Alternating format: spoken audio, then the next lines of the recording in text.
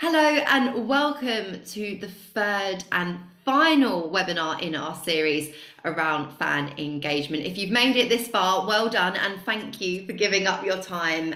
During the summer, we hope that these webinars are going to be useful to you, your football club, your league. And in this final webinar, we are focusing all upon a quality match experience, which it doesn't matter where you are in the football pyramid, we know that you're going to take lots and lots away from. Let me introduce my two guests. Of course, Mark Bradley, you will be familiar with, director of the Fan Experience Company. And joining us today is Danielle Warns, who is well attuned with what we're doing here on In the Box Extra Time and the England Accredited platform that we're posting this on, but is also an experienced club assessor with so much valuable experience to share with us. Welcome to you both.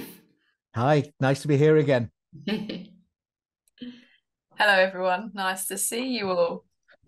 Well, look, Mark, you and I have spoken lots throughout this webinar series about trying to equip clubs of all shapes and sizes with some things to go away and think upon and act upon. And there's a reason why we waited until this month going into the summer, because we know that volunteers have so much to do, but that actually the summer is a really good opportunity to take a bit of a pause, reflection, and maybe embed some new ideas. And we've spoken all about attracting new fans. We've spoken about how when you get them through the door, you can maximize revenue. And we've saved this one till last and explained to us why we've done that, because we have done it for a reason. Yeah, I think this is because it's the big picture. We've looked at how do you attract new fans and increase your attendances that way. We've looked at generating diverse revenue from parts of the matchday experience, and finally we thought we'd bring that together with a look at the matchday experience as a whole. So we're looking at this from two perspectives. One, from your perspective, as Charlotte says, when you plan for next season, but also taking into account the service we provide through Charlotte, Denise, Tom, and everyone else. And that is to provide you with a detailed assessment of what it's like to be a fan coming to your club for the first time. And that's something that you can arrange through your FA consultant and through the team at HQ. I should emphasize again that when we do these assessments, they're not audits. We're not trying to catch you out. In fact, we're trying to do the opposite. We're trying to find ways to add numbers to help you find things that are going to be relatively easy to do, that are going to have a big impact. We're conscious of the way our clubs are run. We're conscious that so many people are giving so much of their time, a full-time job during the day. There's a finite number of hours that remain. So we want to make it easy for you. And, to do that, delighted that Dani's been able to join us tonight, because she has several years experience under her arms of visiting clubs at every level. I mean, Dani, you've done EFL family visits, you've done accredited club visits, you've worked on our WSL program, and you've even been to Premiership rugby. So it's quite a wide palette of experiences. But you've got good experience of these. What do you look for? What for you is kind of a just simply put, is there one sentence in which you would define a great experience at this level of the game?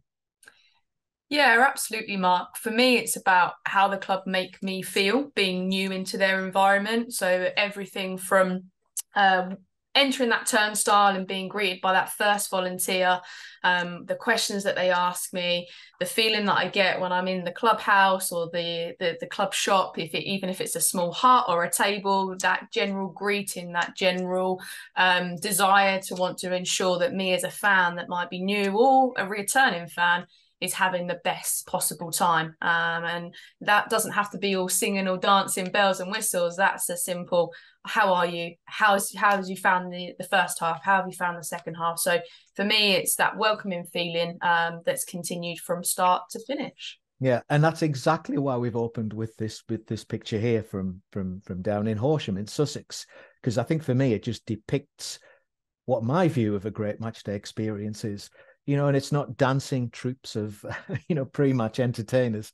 It's this scene here, a thriving social club, a thriving clubhouse, loads of people enjoying themselves, kids eating their crisps and watching the football on the telly, everybody else catching up on the week they've had, and hopefully a picture that is a good reflection of that local community. So what we're going to do today is take you through that. I mean, we started off, most of the pictures we use are actually taken by our assessors. We have a WhatsApp group for each of the programs we run. And for me, I actually prefer to be back at HQ for a weekend or a midweek evening, because it's actually great fun just watching the conversation between the assessors as they try and outdo each other with better pictures or with stories of the great stuff that's going on at their clubs. And this one, as you can see down in Dorset, our assessor there, you might look at this and think, well, that's quite a plain picture. Believe me, our assessors reaches a state of zen when he's sat with his pint, his pasty, and his program. So that's again what it's all about. Hopefully we've not put you off. We're not going to be asking you to install huge screens, etc. Pay 1,500 quid for a mascot costume. It's about this. So here's a little agenda for this session. We've got the business case, the why. Why would you want to put this effort in? Surely people are going to keep coming if that's their habit. But as Dani said, what about new people? We'll talk about the specific opportunities. And we thought it would be useful to break this down by the various steps that we use to prompt our assessors when they complete their reports. We have some top tips, of course, but we have that title, a community event.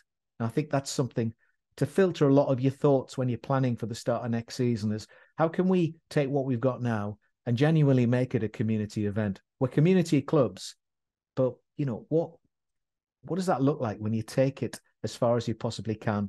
And as always, we'll summarize. So hopefully that's a nice little starting point. And Charlotte's got me well drilled by now, but so we'll start with the business case. This is why would you do that? Well, it's obvious. And this is the image that I found most compelling when explaining, why would you do that? And it's because if we just do things well, if we get the basics right, if we get a game on and someone can get a cup of tea, they can get the pasty, they can buy a program, decent view of the game, hopefully a decent game, and all of those other things that we know that we provided our level of the game, then that's good. But without something that makes Dani feel valued, she's not probably going to talk, unprompted. She's not going to burst into a soliloquy about how wonderful it is to go down to Heybridge Swifts or #United, She's going to want those two clubs to have done something, and by the way, they both have, but do something that makes her feel, particularly valued. And, that's what you get. You get them talking positively to others. You get people coming to more games, Not everybody either goes to one game or every game. The majority will pick and choose, or their own individual circumstances will determine when they're there. They'll arrive earlier if you make them feel valued. They'll leave later. They'll certainly spend more. They'll want to spend more. I've had personal experiences at games around the country where somebody's done something for me that's made me want to spend more money. We have a club down in Devon, Elmore, where there's only one guy managing the off-the-pitch experience on a match day, yet he still found time to open up a room in the clubhouse for our assessor, just because it was a new face he hadn't seen before, and organise a plate of sandwiches for them. Now that assessor's looking, it's basically, the gift, where can I give you my money? That's the kind of thing you get. So it's not about the result. They'll just come and they'll tell all their friends and recommend to others. So that's the business case. Make people feel valued. Have a look at your touch points and see what you can do. So this is in effect what we're going to do. So I'm going to ask Charlotte and Dani both just to chip in with their own experiences of what they think is good, and I'll try and lead us through this so that you've got some really practical, realistic, and effective things you can do for next season. I've called this a walk on the fan side. I didn't think a walk on the wild side was appropriate, but first impressions. I think first impressions are really important. And over the course of these 3 sessions, Charlotte, we've talked about the human side of that, haven't we? Yeah, absolutely. And I think, we've also used the previous slide to kickstart each of these webinars, and I think they are the foundation. And the reason why I think they set the tone so well is that with all of this advice and all of these tips that we give, nothing replaces the free, easiest gift of all, which is a bit of eye contact, a smile, and a warm greeting. And that, certainly in the physical element of the fan experience, is so important, and why we've also included and emphasized social media in the website as well, because that is all about your first impression, and as we know, you only get one chance at making one. So I think it's really, really important for volunteers and those working across the club landscape to have a think about how they would like to be treated, even if it's not just in the football landscape. Like if you're purchasing a ticket to an event or buying something from, we all just want to be made to feel special, and that doesn't take a lot. And we're very lucky with the foundation of football that greeting from someone can just make the world of difference and set a really strong tone. Dani, I was going to ask you, because if you just said to me, think of some clubs that you liked or some clubs that you've enjoyed the match day, I just see people. I can, people that I've met. And I think I've got a couple of them in this picture, in this slide deck. Has that been the case for you, Dani, when you've been out and about? Yeah, absolutely. I think I've visited many clubs where I've had an exceptionally warm welcome. And I have visited some clubs where there was a welcome, but it didn't maybe feel as warm as I would have hoped to have had. So it's definitely been varied, but the vast majority absolutely have been exceptionally welcoming. And I think Charlotte's point as well around that continuous warmth throughout the experience is really important. So absolutely, you want to be greeted in that first impression scenario, but you want that same warm feeling in greet house, at the bar, etc. So yeah, it's definitely an opportunity to continue that throughout the whole experience. And throughout these three webinars, we've emphasized how important it is to think very carefully about how you create those great first impressions. Sometimes we'll have a car park volunteer who is brilliant, but sometimes there won't be anybody there. And as a friend of mine said, and I am sorry for repeating this again, you only have your first game once. So how about appointing a matchday host?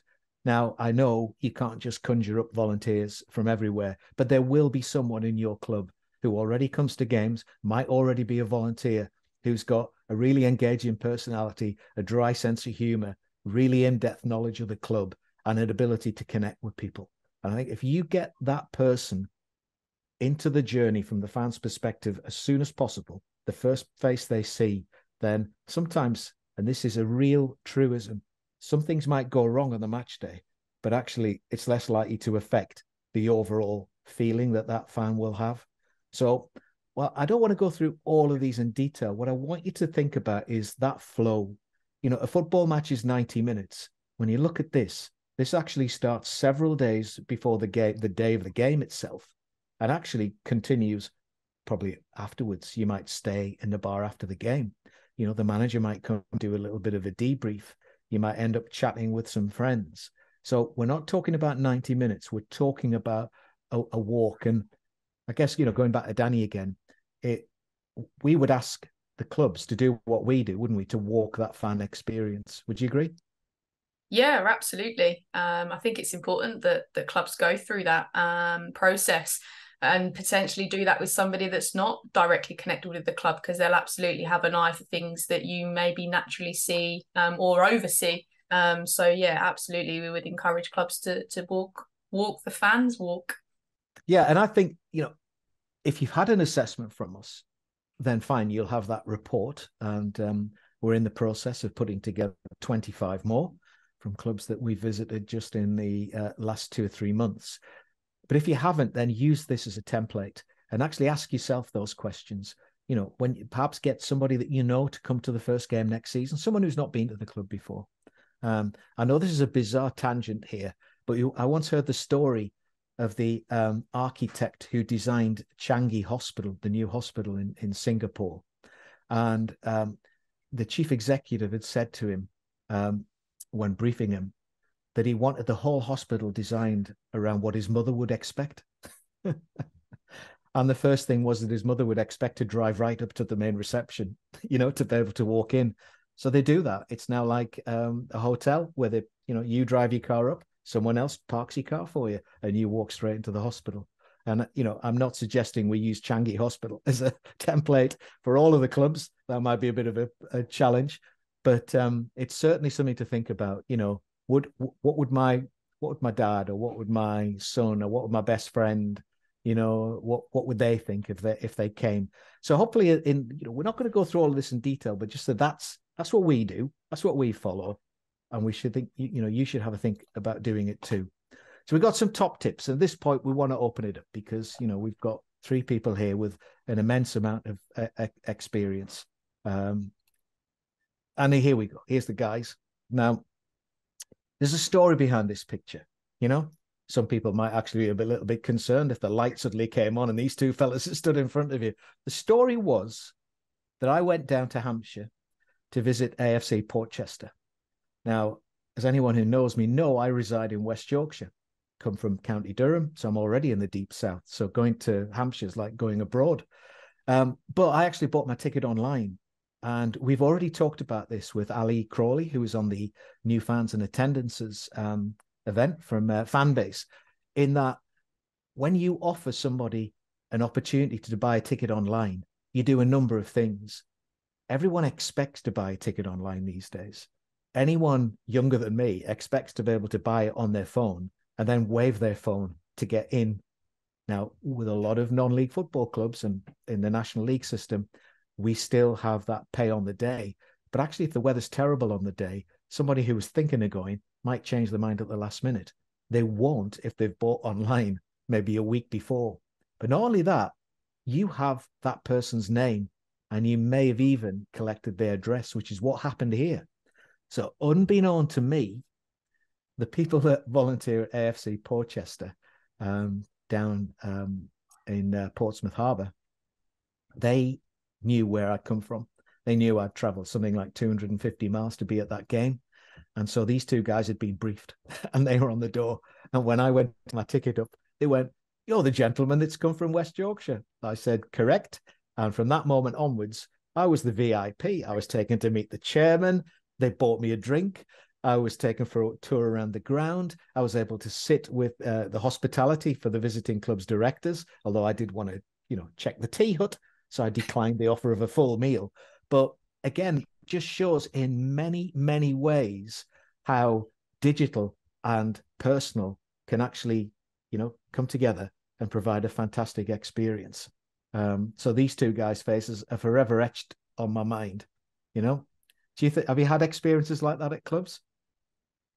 Either of you? I don't think I've had anything quite as good as that, but I definitely know what you mean in terms of if you have made a long journey, and particularly that sort of if there's car parking or something like that, that first greeting being a warm one.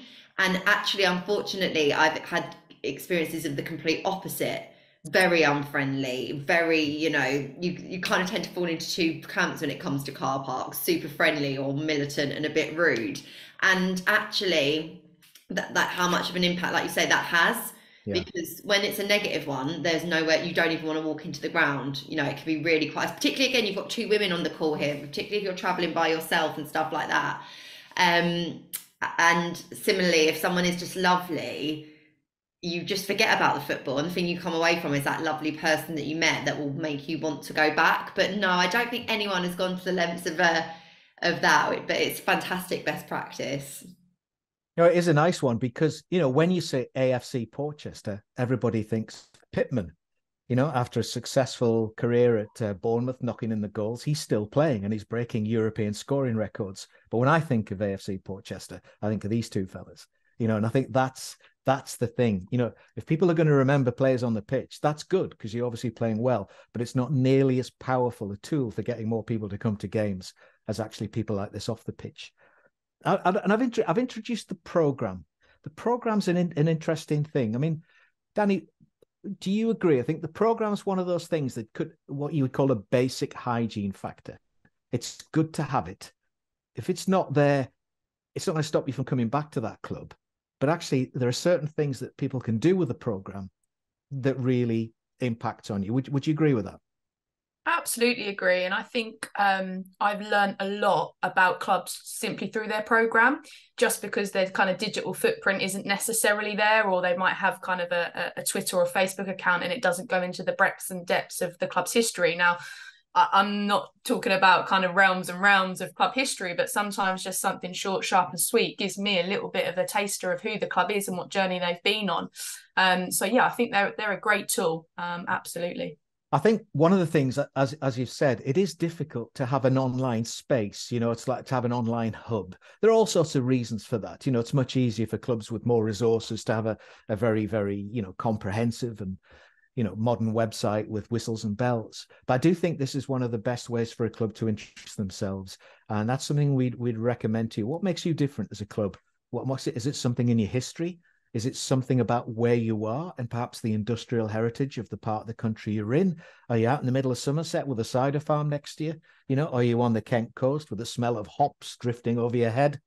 I know Charlotte's getting all home from then, but are you up in the north, where the rivers run fast, or down in Hampshire where everything looks like a Constable painting? Every club is different. And when you look at the needs of, what we call Generation Z, but younger people, they're interested to know, what do you stand for? Because you've got to stand for something, haven't you? So it's very easy to be anodyne. It's much more challenging to be different. And we haven't mentioned Lewis at all. We haven't mentioned Dulwich Hamlet, Clapton, the clubs that have got an identity that really transcends what goes on the pitch. But you don't all have to be like those clubs, but it is good to have a personality. And I think the program is a way of doing it. So, clearly online is fine, but I think it's your story to say, this is us. This is why we're different. This is why we need your support. And this is what we can promise you on a match day. I think that's really key. So that, again, something that you might have overlooked as being a defining factor in the fan experience, but it's really important. And I think humour is absolutely vital. Now, I'm not a million miles away from this club. And as people will know, it's not the first time we've featured them in these 3 webinars. And there's a reason for that. And that's because the team behind the coming together of 2 long-established football clubs and the creation of the new Ossett United have not just thought, right, let's get the paperwork done. Let's make sure that we get it signed off. Let's do the governance bit. But they've actually reflected that union in some really clever ways. We like the fact, that they've combined it, is the sheepycorns. That's it, sheep and unicorns into the sheepycorns and United snack bar.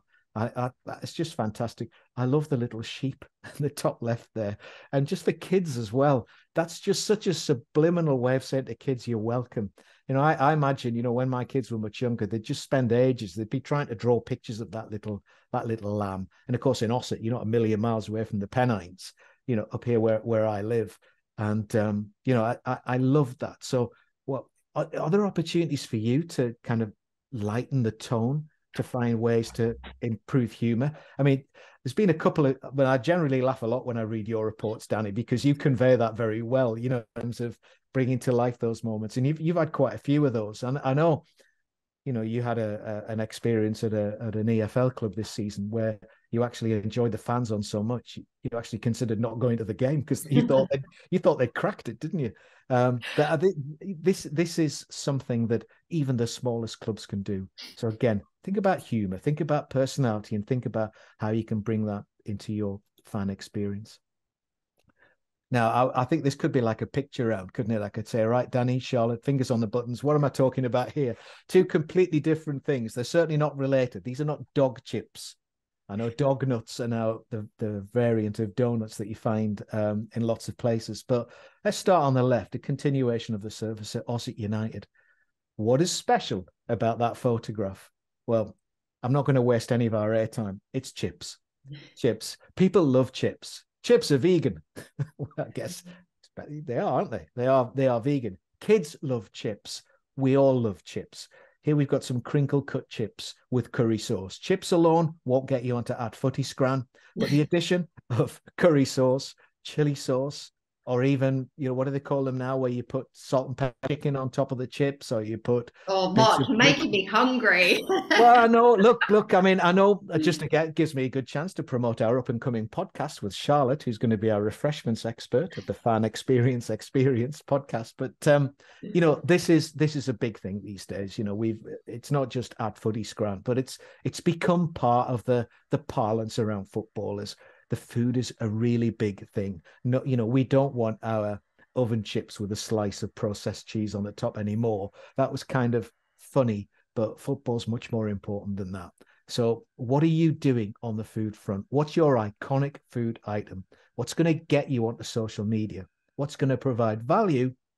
But what, importantly, is going to meet the needs of our increasingly diverse community, whether it's gluten-free, whether it's vegan, vegetarian, whether it's healthy, whether it's something that a family bringing their kids to the first game will be happy for the kids to eat.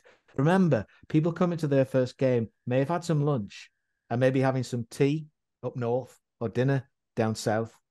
They might be thinking, well, why would I eat at 2:30 in the afternoon? Of course, it's the law in community football, whether it's crisps or a snack. So please think about that and tell people about it. Don't just put on the little Twitter promotion for the game. Social club opens at 1:30 or 12 or whenever it is. Tell people what you sell. And even if the menu changes, give them an indicative menu so they have an idea. Because believe me, it's probably 30% of the reason that someone goes to a game at our levels of football. Would you both agree with that? I know Charlotte's already thinking about what she's going to be eating later, but Dani, yourself, can you have some memorable moments for good and bad reasons?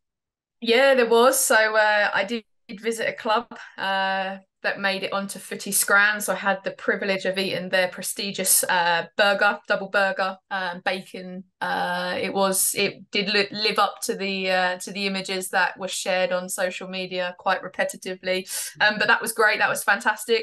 And yeah, do you know what, Mark? You talk about chips being quite simple. But I've had some cold trays, I'm not gonna lie. So keep the simple things, but do them really well would be my absolute top tip there. Absolutely. I think we'd all say that. People have said, oh, well, they only have 3 items on the menu, but if they're great, that's absolutely fine. Why do you need a long, complex menu? Just makes it more difficult for you to deliver. So here we have, I think that's a cockapoo. I don't know much about dogs. I'm a cat man, but I know we have a friend who loves their cockapoo very dearly, and I think I'm spotting one here. But again, this is something completely different. It's left field. When dog walkers happen upon your ground during the week and in the evening and in the mornings, the experiences they have, they're then conveying to local residential areas. They're telling people, and you can set the tone by having a club that is dog friendly. And we've talked about Bob Stretton at Ayleston and Leicester. And he was the first person to tell me about that concept. It does exist. It's real.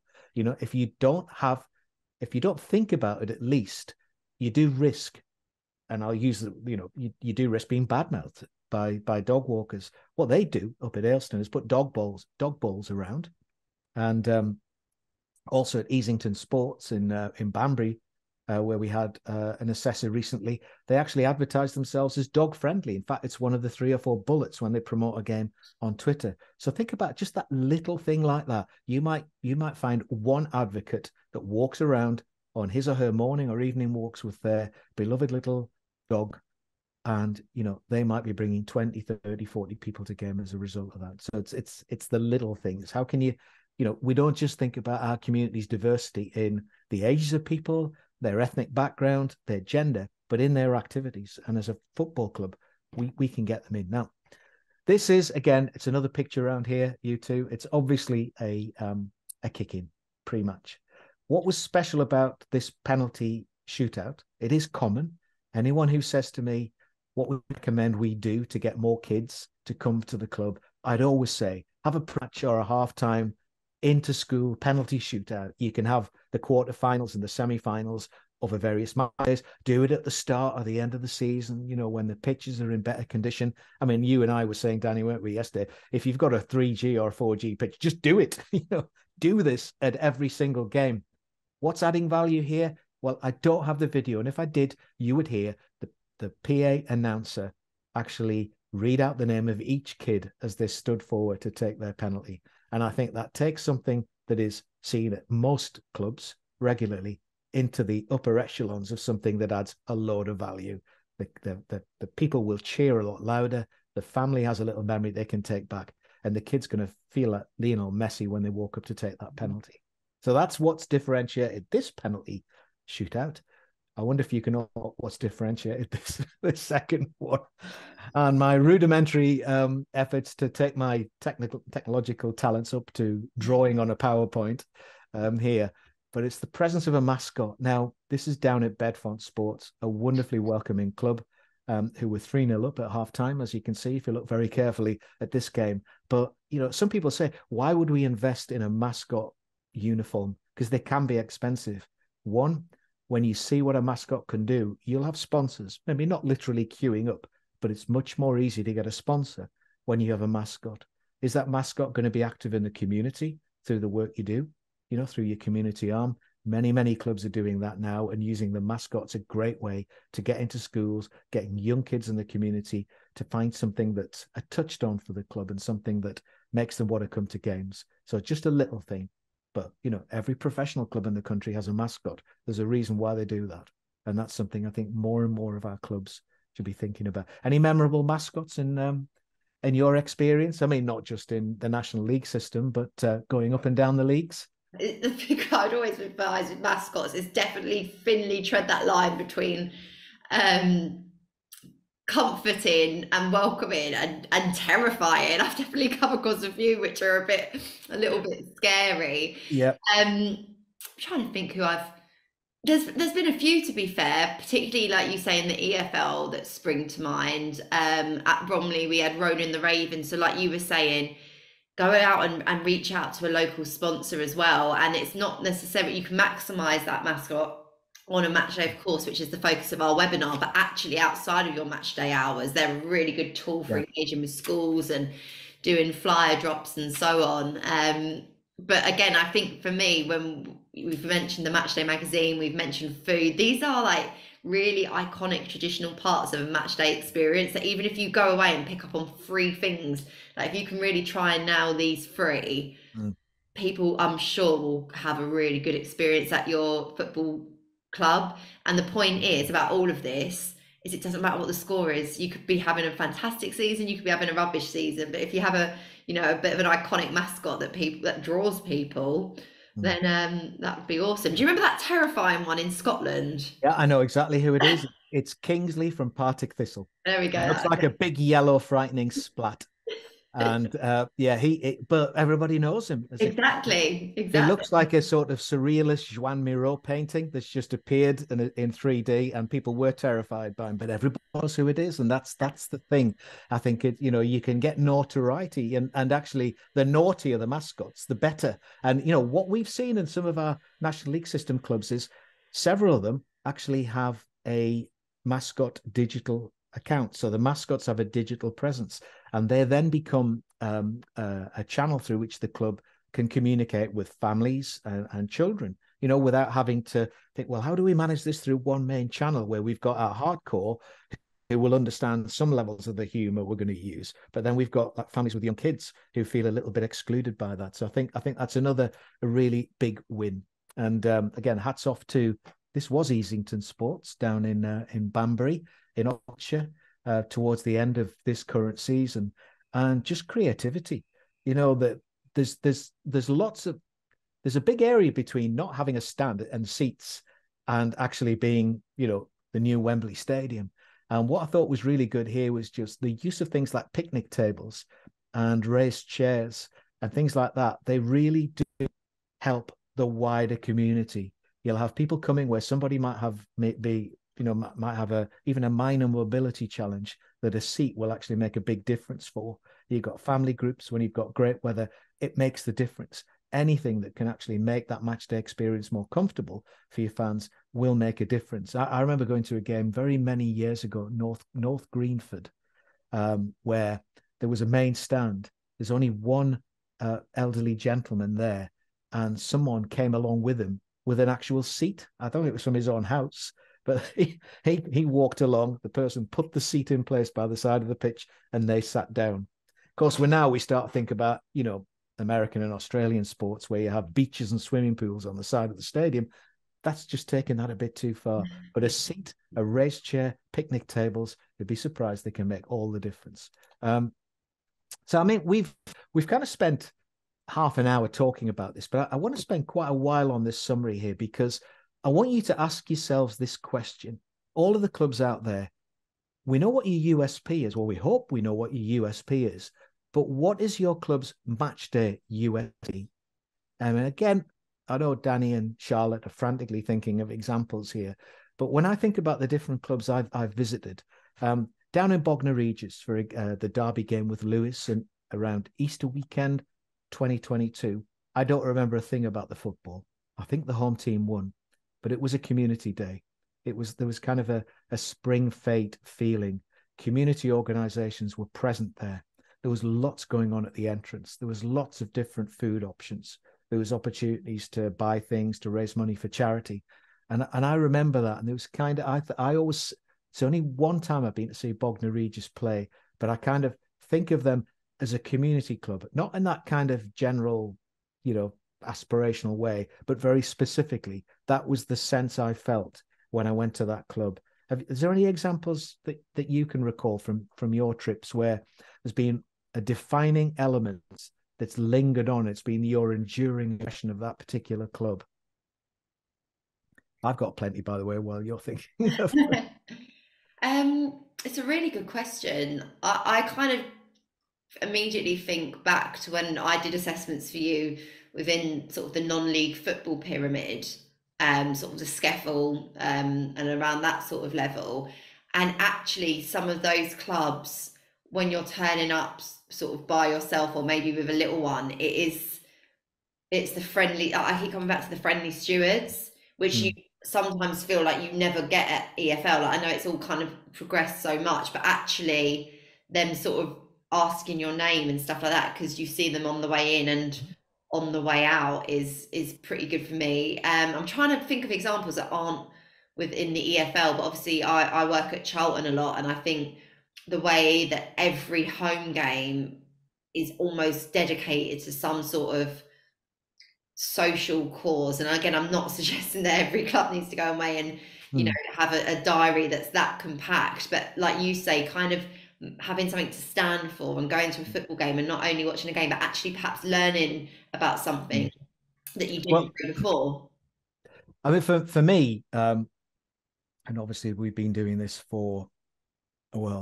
personally been doing this now for nearly 25 years. So it's a long time. I started when I was 4. Not really, but I've been doing this for a hell of a long time. And when you take these concepts to develop it, country football is developing as a sport, they see this and then they do something instinctively, which I've never seen before. There's a couple of examples I wanted to share. One was in Estonia. There's a club on the border between Estonia and Russia. It's a Russian-speaking town called Narva. And my good friend Alex Dmitriev is the community development officer there. It's a kind of a UEFA-sponsored role that is doing all of this. It's just one person at the club that's responsible for growing the club. It's not marketing. It's about experience. It's about going into schools, visiting people, taking the players into the community.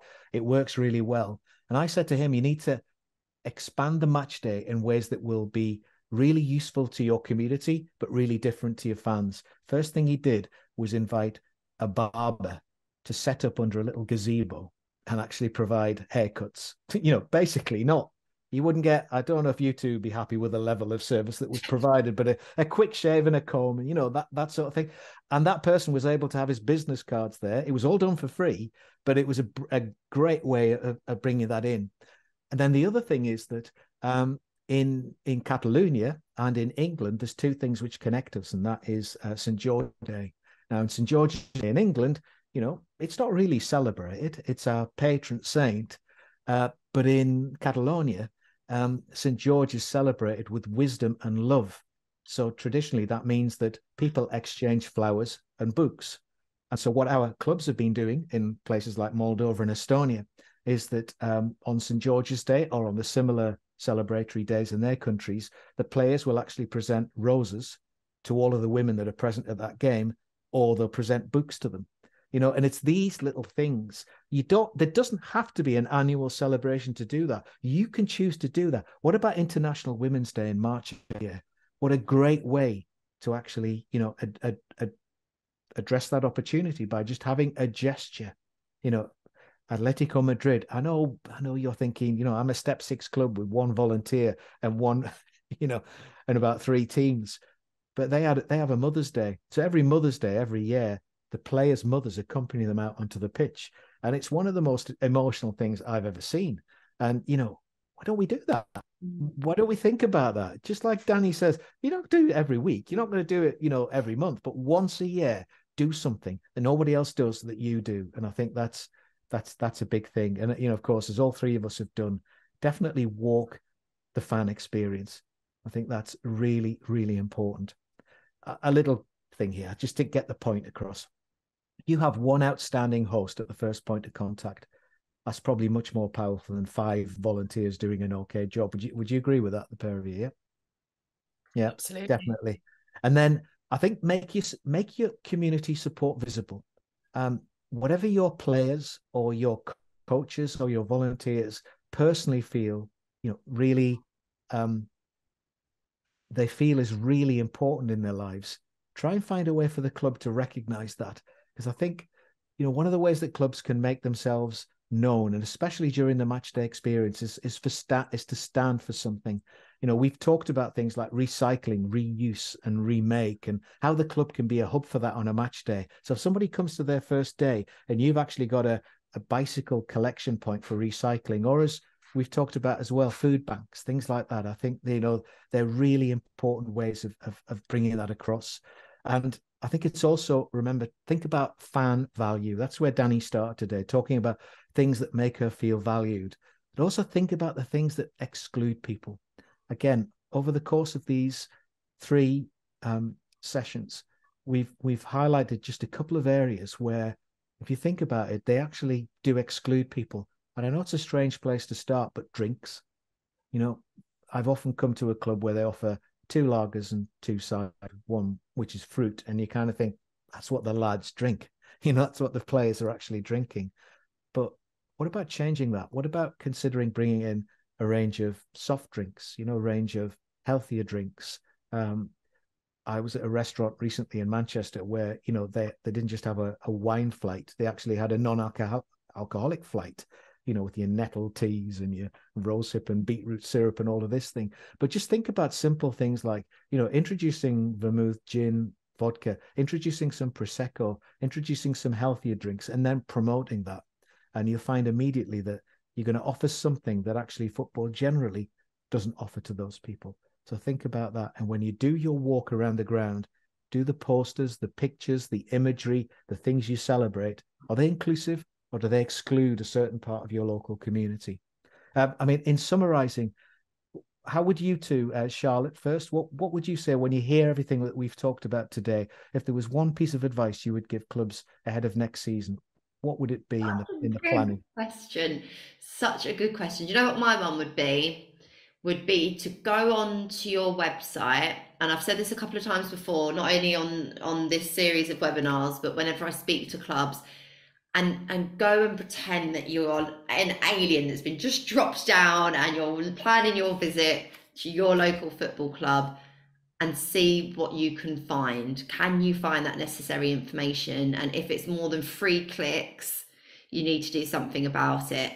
My most recent role in football was head of marketing at Bromley, and that was one of the first things that I made sure when we were going through in the summer a rehaul of our website was to create a first-time fans guide and an away visitors guide, and it really didn't take me too long to write. And there are plenty of examples online which you can obviously look at as research and amend if necessary to your own, but for the sake of a couple of hours plus, it makes such a huge difference and will really, really help people. Because for me, the 2 most important touch points are really me trying to find out where you are and how I can get to you safely, which for a lot of women, if you're looking to attract more women and families, is going to be key. And then secondly, it is that first person that you meet and making sure that they are made to feel really special. And I think one of the points I wanted to make earlier on, actually, when you showed that slide of the two chaps that greeted you, they both had branded gear on. And again, I know it's not easy and it comes at a cost, but if you can build that volunteer base and really make them feel part of something, things like branded kit really go a long, long way. And I know for so many clubs, attracting and retaining volunteers is such a challenge. So actually that 20 quid investment in the start of the season for some kit could go so far for you for many, many years. So that's a very long-winded answer, because I think there's so much, but if you can go away and do that, I think that will hold you in good stead for the summer and beyond.